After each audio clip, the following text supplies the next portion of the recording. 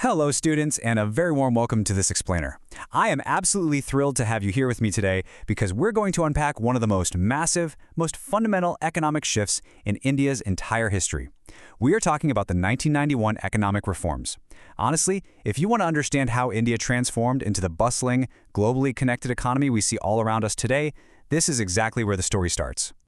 So, picture this. It's July 1991. Our country was staring down a severe balance of payments crisis. Basically, we were seriously struggling to pay for our essential imports and our foreign exchange reserves were running critically low. We were practically on empty. So, in response to this immense pressure, the government announced the new economic policy. The main goal?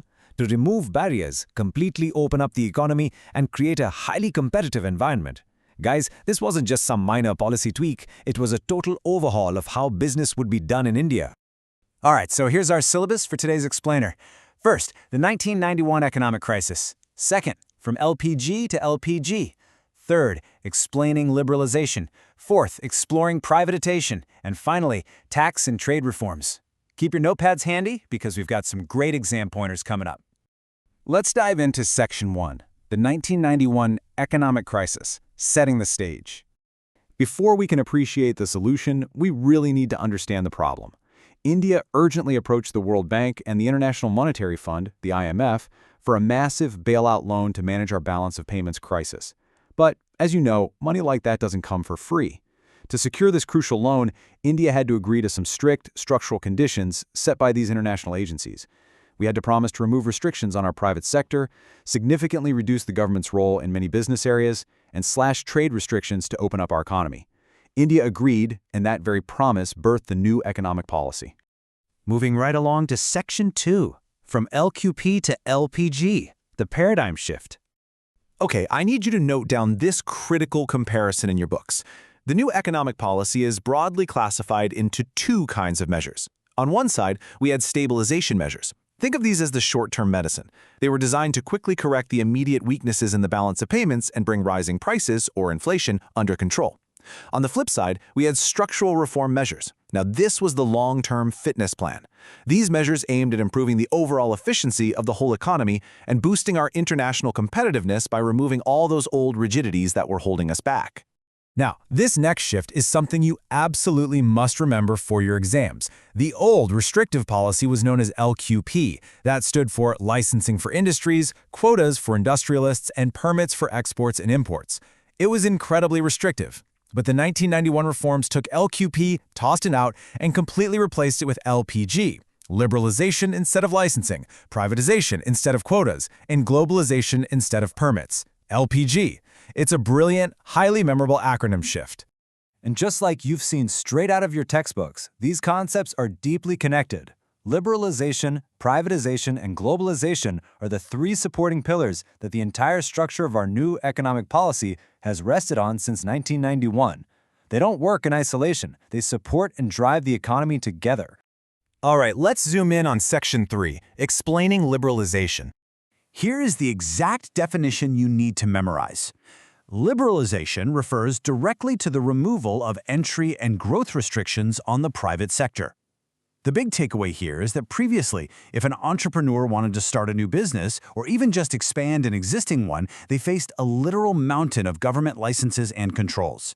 Liberalization freed the private sector from those unnecessary chains. It allowed businesses to breathe and grow based on actual market demand.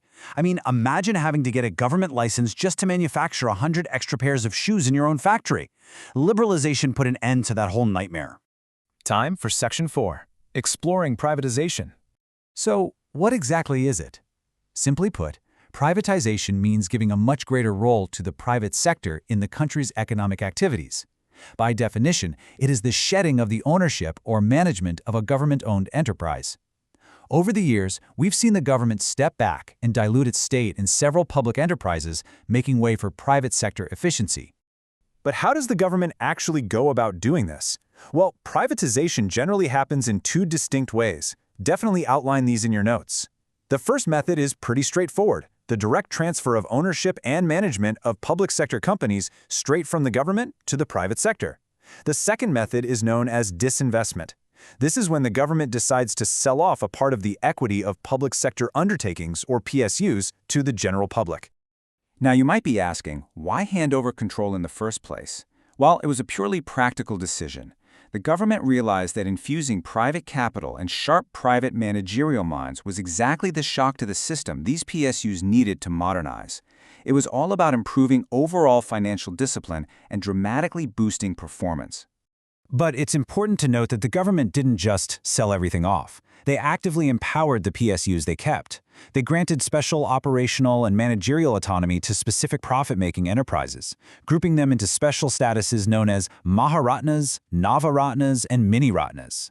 Giving a PSU like Indian Oil or SAIL this status was huge. It meant they could finally take independent, rapid decisions to compete on a global scale without having to wait for a government stamp of approval on every single little step. Okay, so we've covered liberalization and privatization, but before we get to the final piece of the puzzle, I have a quick question to challenge you. How do you think these 1991 reforms permanently changed the way we pay our taxes, the value of our currency, and the way we trade with the rest of the world? Let's find out. Which brings us to Section 5, Tax and Trade Reforms. Let's tackle taxes first. The major reforms here included drastically simplifying procedures to encourage better compliance. They also initiated sweeping reforms in indirect taxes and, crucially, the rationalization of direct taxes. Note this down. It's a great point to make. Since 1991, there has been a continuous reduction in income and corporate tax rates. Why? Because it's a widely accepted fact that moderate rates of income tax actually encourage savings and voluntary disclosure of income. Paradoxically, lowering the tax rate helps prevent tax evasion. And hey, speaking of tax reforms, let's take a very brief fast forward from 1991 all the way to July 2017. That was the month the Goods and Services Tax, or the GST Act, came into effect. This was an absolutely monumental indirect tax reform aimed at simplifying the whole system, generating extra revenue, curbing evasion, and successfully uniting the entire country into one nation, one tax, and one market. All right, jumping back to 1991, let's look at the foreign exchange reforms. To immediately pull us out of that balance of payments crisis, the government initiated the devaluation of the rupee.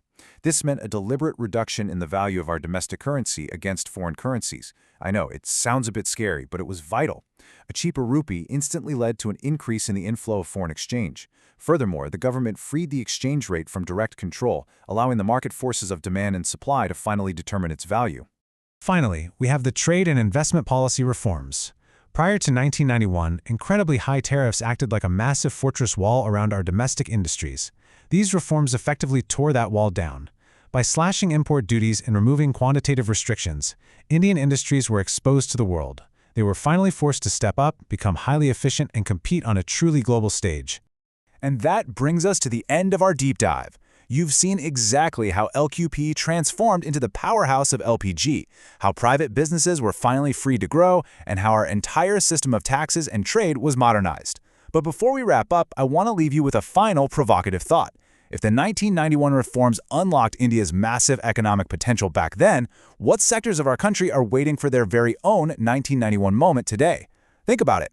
Keep studying hard, keep asking those great questions, and I will see you all in the next explainer.